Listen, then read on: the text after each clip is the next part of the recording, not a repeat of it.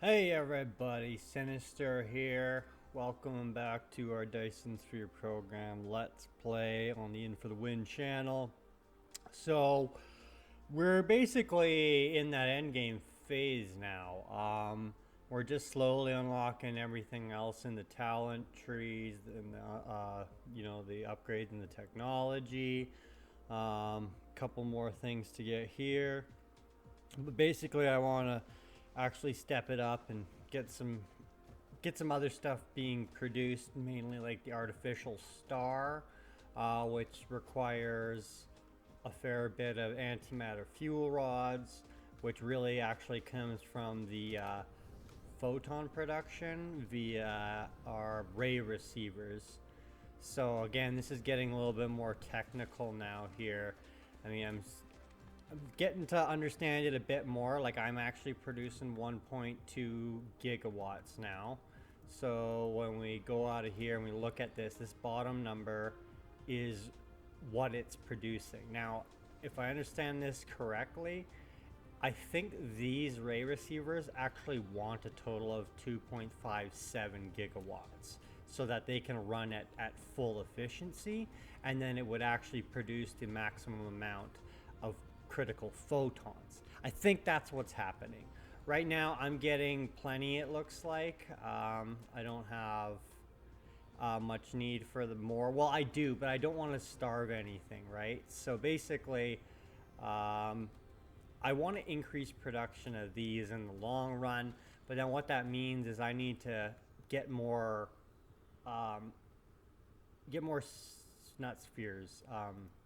What do you call them? Panels. We need to get more of the panels up. We need to start launching more small carrier rockets. But in the long haul, it means we're going to need more of these, which aren't too bad. But we're definitely going to need more quantum chips so we can, yeah, quantum chips and deuterium. So there's a lot of stuff we need to start producing. So I have resources still in this galaxy for sure.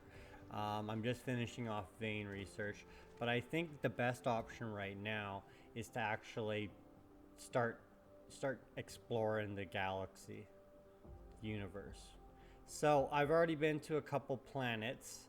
At the early game, you're able to detect the signals on which solar systems have what. So we are, what were we, a G star? What's our star? Where is it? Iota.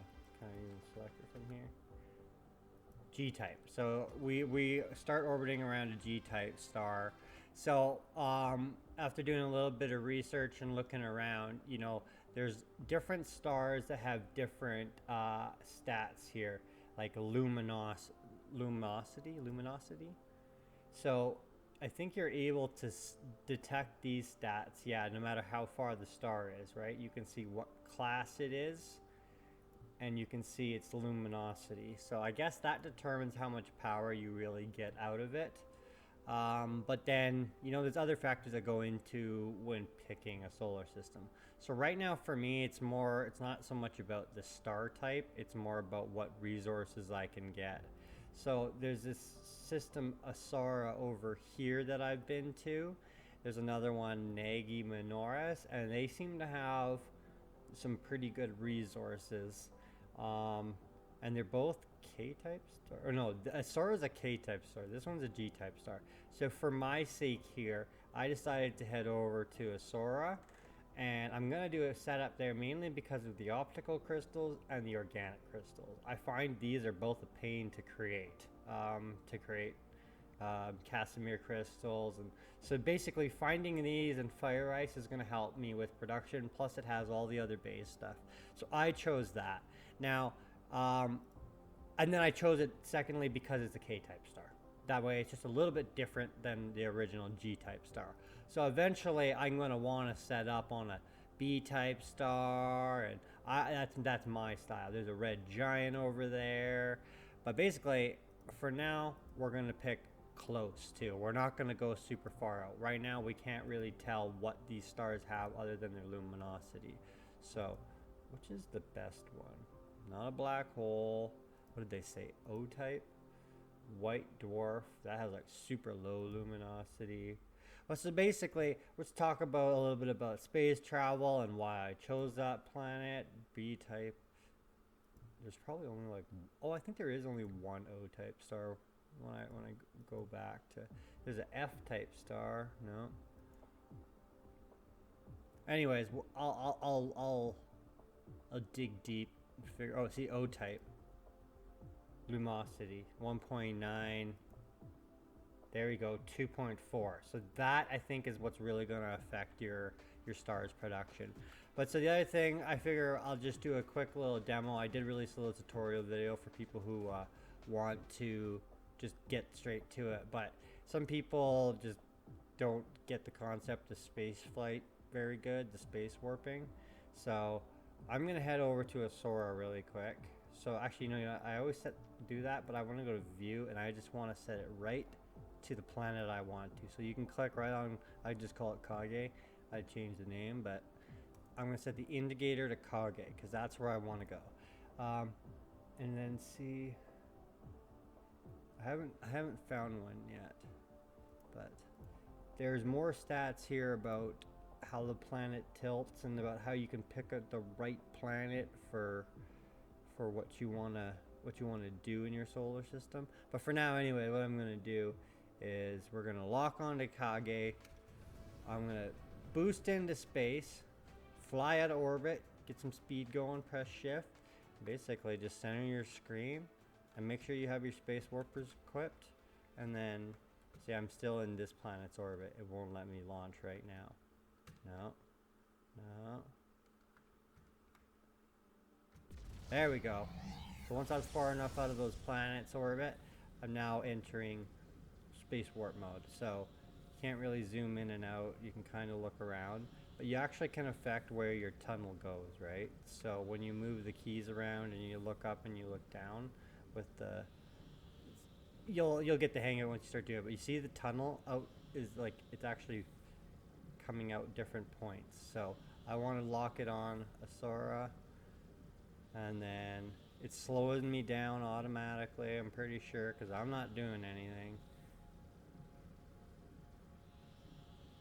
So here we go. We can see our planets coming close.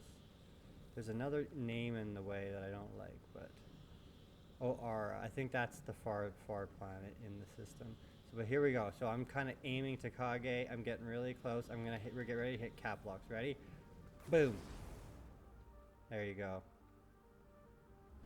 I mean, I find it's almost easier to do that than it is to travel in space sometimes. So this is going to be one of my new homes here.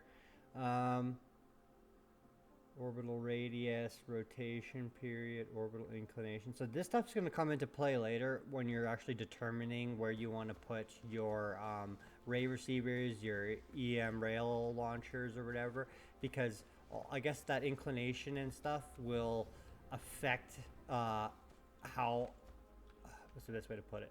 Affect how often you can launch stuff towards your sun, right? So I'm gonna have to go way more in depth later for that. But for now, basically, oh, looks like my guys still want to build some stuff over here. Are they with me? They are with me. So I've made that mistake, and it's kind of a pain in the butt. Like if you have your guys building and then you're just like, oh, I'm gonna take off, they'll actually get like stuck on this planet and have to like travel through space to find you. It's annoying. But so here I am on my new planet. I'm just been producing massive amounts of solar panels while I'm running back and forth just to get some base power going. So here's our interstellar logistics system that I set up. So oh man, like I've gotten that much. I was trying to determine why my guys were using warp to come all the way over here to gather this stuff, because I've got orbital collectors on Jotun, and I've got orbital collectors on my home planet as well in Iota on Tau.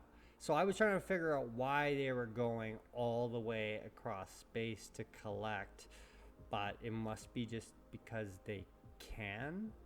Like I bet if I go to my home planet and turn off space warpers, they'll stop warping just to get this mineral or the resource, but that's okay. I'm not super bummed about it anyways. So here we are. This is where we're going to be hanging out for the foreseeable future while we set up some new builds. I'm calling this planet Kage. So the first thing we're going to probably do is head over to the sister, I guess it's not even a sister planet because it's so far out here in orbit, Ara. We're going to head over here, and this is the planet that has the optical grading crystals.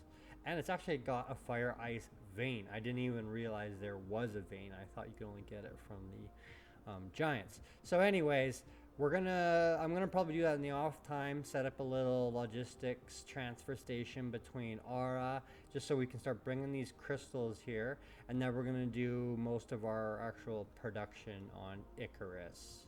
And no, Icarus is me. We're gonna do it on Kage. I was like, what? I should change. Can I change my name? See, I need to be able to color my mecha. I need to be able to change my mecha's name, because I mean, I get the concept. Icarus, flow too close to the sun, you know, like I like it. But anyways, I think that's gonna be it. Just a little info session. And yeah, I think in the near future too, I might be doing some other content, little bits of tutorial. I'm a kind of a guy who likes to not just play one game. I like to mix it up, but I do like to always like build and create and manage and stuff like that. So I think what I'll be doing is releasing either some Factorio videos or maybe Satisfactory. I do like some Satisfactory, and I haven't played that in a while. I did get Industries of Titan yesterday, and it's a pretty interesting game. It's not... It's really seems resource balanced right now and management, and that's not my favorite thing. I like to build more, so... But I also got RimWorld, so maybe we'll do some RimWorld videos in the future. Who knows? Anyways, thanks for stopping by, everybody. I hope this episode was helpful in your space travels and space planning endeavors. And we'll be back in the next episode with probably some actual building. Thanks for stopping by, everybody. Hit that like, subscribe if you want to see more. Sinister is out of here.